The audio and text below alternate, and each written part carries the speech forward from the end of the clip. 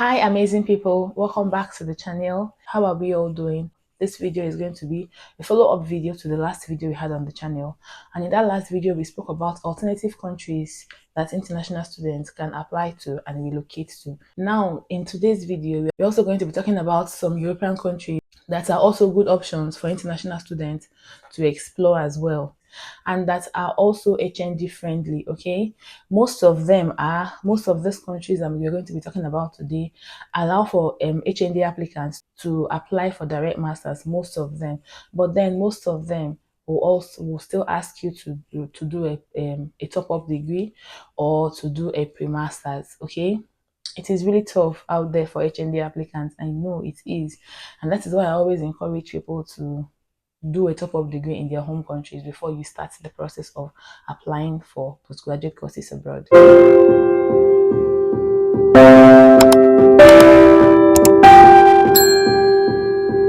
So the first country on the list today is Hungary.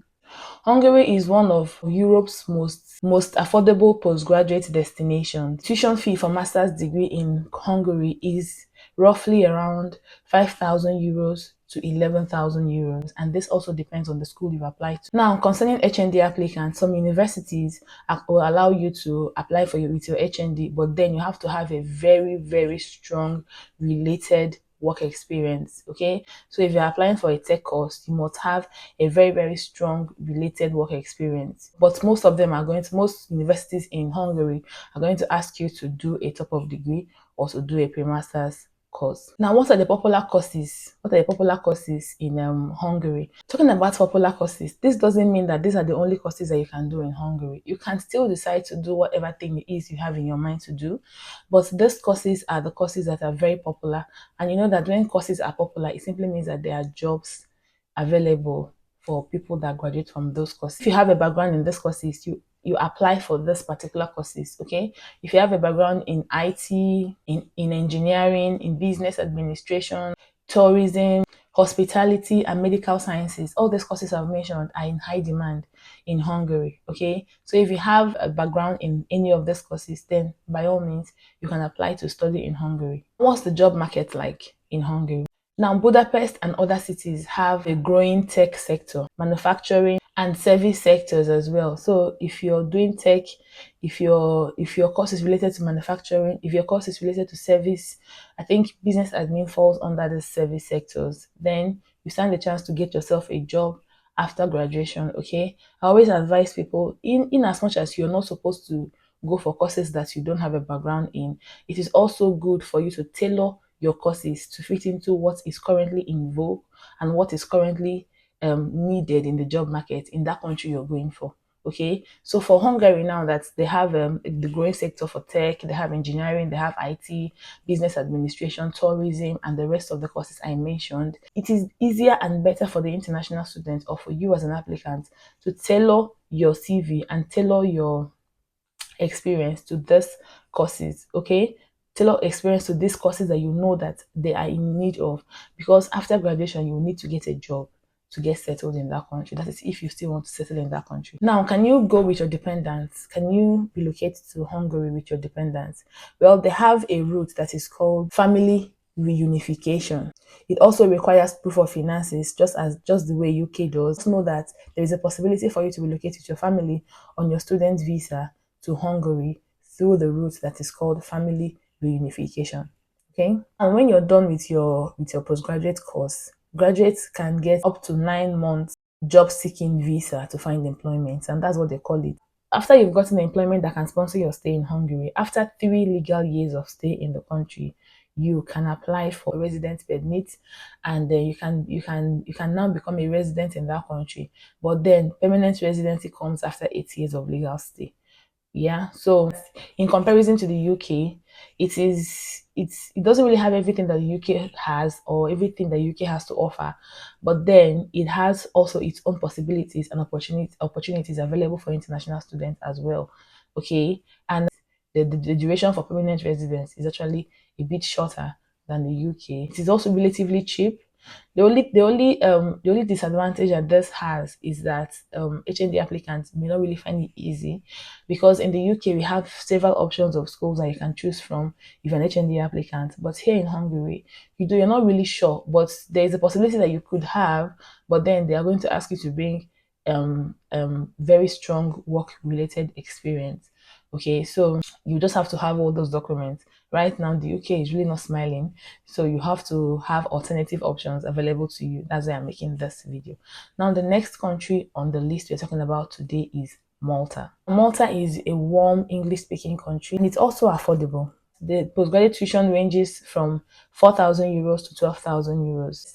Institutions like University of Malta may accept a case-by-case HND application, and those cases can involve different elements. Okay, those how they judge your application can involve different elements. It can involve your portfolio, it can involve your experience, it can involve what you're coming to. It can also involve the course you're applying to study. What are the popular courses in Malta? There's maritime studies, there's IT, there's cybersecurity, business, finance, tourism, and hospitality. Also, those are the popular courses in Malta.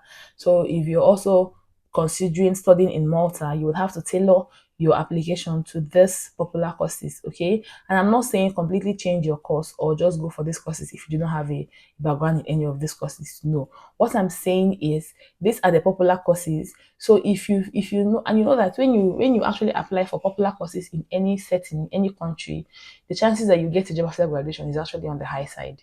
Yeah, so that is why I included this particular course in this video today, to mention popular courses that are available in these countries, and also what the job market looks like for international students in these countries as well.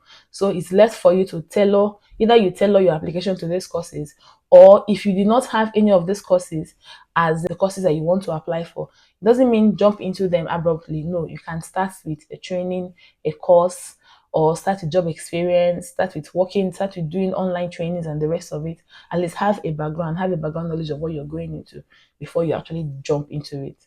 You understand? It is possible that you can shift grounds on the courses you want to apply for, because you're actually targeting the job market and targeting the popular courses in that country in demand. But it also means that you should get relevant experience in that particular course. Okay, the job market, these sectors are really influential. You have the gaming sector, finance, IT. These sectors are expanding really, really fast. The gaming sector, IT, the cybersecurity sector, and finance as well. Okay, and most of the multinational companies are also employing English-speaking internationals. That is, if you're an international student that speaks English and you know your onions, you're definitely going to get a job in Malta when you're done with your studies. Okay, can you relocate to Malta with your dependents on the student visa? Yes, you can. And spouses of applicants can apply for work permits, and students and children also of the applicants can attend schools as well. So it's almost the same thing as the UK. It's relatively cheaper than the UK. What are the post-study options for international students in Malta? Now, Malta offers, upon graduation, Malta offers a 12-month search year visa to students. Okay, so that process is called a search year. So you're searching, simply means you're searching for a job in those years. So you don't have to get a job to apply for this post-study visa, but you're applying for the post-study visa in order for you to get a job. The settlement route for Malta is after 5 years of residency in Malta legally, you can now apply for a stay or EU long-term status. It's called either a permanent residency or EU long-term status. So the next country we're talking about today is Poland. Yeah. So Poland is a budget-friendly European destination for international students as well. It is not so loud. People are not really talking about it, but then international students are migrating to this country every year. The tuition in Poland for postgraduate ranges from 4,000 euros to 8,000 euros. Okay, you can do your research as well, please. My information is not cast on stone, but this information is actually up to date, but it is left for you to always confirm. All right. What are the HND options available for international students in Poland? Well, there's some private institutions or applied sciences institutions may offer HND applicants a direct opportunity to study masters, but then the window is really slim. It is not guaranteed that HND applicants are going to get into universities in Poland to study direct masters. It's not guaranteed, but it is something that you can always try to apply for. Some private institutions are going to take you, or some applied sciences institutions are going to take you. But then majority of the universities in Poland are going to ask you to do a pre-masters or a top-up program. Okay. Now, what are the popular courses in Poland that international students can apply for? You have engineering, you have IT, business, you have logistics and environmental sciences. Yeah. And the IT sector in Poland is actually is really booming now. The IT sector is booming. There's also a strong demand for software developers in Poland and also engineers. Opportunities for people that did manufacturing courses and business services as well. So you know where you fall into in this category. Find yourself, look for a course that suits this job market and this popular in demand courses and apply to. Can you bring in your dependent on a study visa? Yes, but it's almost the same thing as Hungary. They have their family reunification route, but in Poland it takes time. But it's not certain how long it can take. Yeah, but then there's a possibility they can bring your family over or your on your student visa. So upon graduation, students are eligible to apply for a 12 months post-study visa that allows you to search for jobs. Okay, allows you to find a job, and after 5 years of legal stay in Poland, you are eligible to apply for long-term EU residency. Okay, more like the permanent residency, or more like the ILR, like we know it in the UK. So after 5 years of legal stay in Poland, you can apply for this EU long-term residency. So let's move on to the second to the last country we'll be talking about today in this video. That brings us to Turkey. Turkey is affordable, and the tuition fee ranges from roughly 2,000 euros to 6,000 euros, depending on the school and the course. Many private universities in Turkey are actually really flexible, especially in English. For English taught programs, they are flexible, and by flexibility it means that there's an opportunity for HND applicants to apply, and also they stand the chance to be admitted directly to study masters. But then it's not cast on stone, as you already know. Most of them are also going to ask you to do a top-up program or a pre-masters program, or to take one of the conversion courses. Okay, you have to take a conversion course for you to meet up to the criteria to do a master's program in Turkey. All right. Now, what are the popular in-demand courses in Turkey? There's business, there's engineering, there's tourism, international relations, and computer sciences. Yes. So if you are in any of these mentioned courses, then you stand a chance to get a job, because these courses are the popular courses and the courses that are in demand in Turkey as well. Now you notice that there's a pattern, yeah? In all these countries I've mentioned, there is a pattern of in-demand courses in them. There's a relatability. You can relate that each of them have one thing or two things in common, two courses in common. And the one I've seen often is tourism, hospitality management and tourism. Yeah. So do with that information what you deem fit. Now, what's the job market like in Turkey? There are growing opportunities in tourism, manufacturing, IT, especially in Istanbul and where they call Ankara. I don't know if I'm pronouncing it well. Ankara. There's a growing opportunity in this aforementioned courses, the tourism, manufacturing, IT as well. The thing about Turkey is if you know a little bit of the language, which is Turkish, it helps you. But then some multinationals are also still going to hire you as an English speaking applicant. But if there's a possibility for you to learn some command languages and some vocabularies in Turkish, then do that. Okay. But it doesn't mean that if you do not speak Turkish, that you're not going to get a job or something. You just have to apply. But when you apply for a job, you're going to see the requirement. Most of them are going to say English speakers can apply as well. All right. So that shows you that you stand a chance to get the job, even if you don't speak Turkish. But some are going to actually put it on there that they need only Turkish speakers. You understand? So when you're applying for a job, you're going to see all the requirements that you need to have or that you need to meet. International students can bring in their partners or their dependents on their visas, on their study visas. So it's called family residence permit. Yes. So family residence permit is available for the dependents of international students, but the spouses are going to be required to have a separate work permit. So I think when you get there, you're going to apply for your own work permit, and then you can now apply for jobs as a spouse, as dependent of the students, right? But you can apply and you can relocate with your family to study in Turkey. Now, the interesting thing about Turkey is that there's no formal post-study work visa. What they just have is job conversion. Long-term residence is only possible after 8 years of legal stay in Turkey. So when you've stayed in Turkey for 8 legal years, you can now apply for a long-term stay. So the last country we're talking about on this video today is Lithuania.